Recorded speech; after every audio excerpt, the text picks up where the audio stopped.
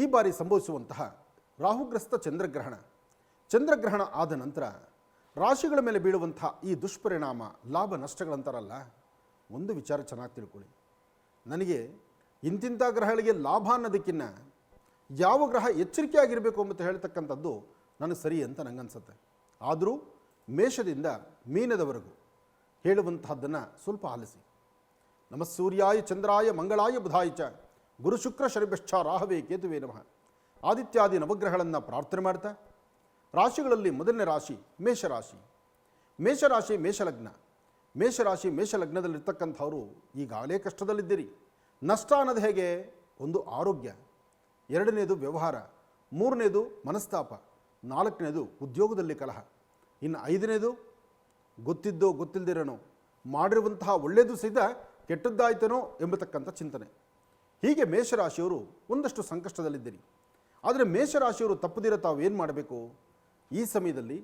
ಹಾಗೆ ಇದಾದ 9 ದಿನದೊಳಗಾಗಿ, ಮೇಷರಾಶಿಯವರು ಗ್ರಹಣ ಬಿಟ್ಟ 9 ದಿನದೊಳಗಾಗಿ ನಿಮ್ಮ ವಾಸ್ತುಗೃಹದಲ್ಲಿ ನಿಮ್ಮ ಮನೆ ದೇವರು ಅಂತ ತಾವು ಏನು ಅಂದುಕೊಂಡಿದ್ದೀರೋ ಮನೆ ದೇವರ ದರ್ಶನ ಮಾಡ್ತಕ್ಕಂಥದ್ದು.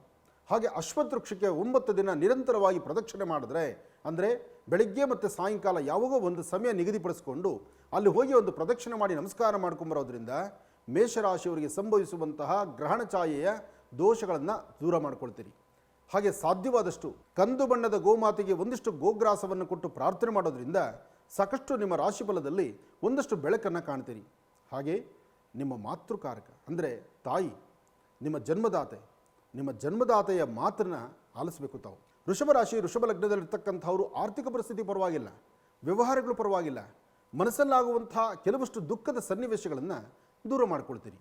ಆದರೆ ಒಂದು ವಿಚಾರ ಅರ್ಥ ಮಾಡ್ಕೊಳ್ಳಿ, ಇವತ್ತು ವೃಷಭ ರಾಶಿಯವರು ಗ್ರಹಣ ಆದ ನಂತರ ತಮ್ಮ ಚಿಂತನೆಗಳೇನಿದೆಯೋ, ತಮ್ಮ ಆಲೋಚನೆ ಏನಿದೆಯೋ ಅದನ್ನು ಸರಿಯಾಗಿ ಆಲೋಚನೆ ಮಾಡಬೇಕಾದ್ದೇ ಕ್ರಮ. ಯಾಕೆಂದರೆ ನಿಮ್ಮ ಆ ಆಲೋಚನೆಗಳಿಂದ ಒಂದಷ್ಟು ಜನಕ್ಕೆ ತೊಂದರೆ ಅನಿಸುತ್ತೆ, ಮಾನಸಿಕವಾಗಿ ಒತ್ತಡ ಆಗುತ್ತೆ. ಹಾಗೆ ನಿಮ್ಮ ಮೊಣಕಾಲು ಮತ್ತು ಸೊಂಟದ ಭಾಗ ಸಹಿತ ಸ್ವಲ್ಪ ನೋವು ಕೊಡೋ ಸಾಂದ್ರತೆ ಇರುತ್ತೆ. ಹಾಗಾಗಿ ಗ್ರಹಣ ಆದ 16 ದಿನಗಳ ಕಾಲ ನೀವು ಯಾವುದೇ ನಿರ್ಣಯ ತೆಗೆದುಕೊಳ್ಬೇಕಾದರೂ ಅನುಭವಸ್ಥರ ಮಾತನ್ನು ಆಲಿಸಬೇಕು. ಹಾಗೆ ತಪ್ಪದೀರ ಪ್ರತಿನಿತ್ಯ ಒಂದು ಬೇವಿನ ವೃಕ್ಷವನ್ನು ನೋಡಿ ನಮಸ್ಕಾರ ಮಾಡಬೇಕು. ಮಿಥುನ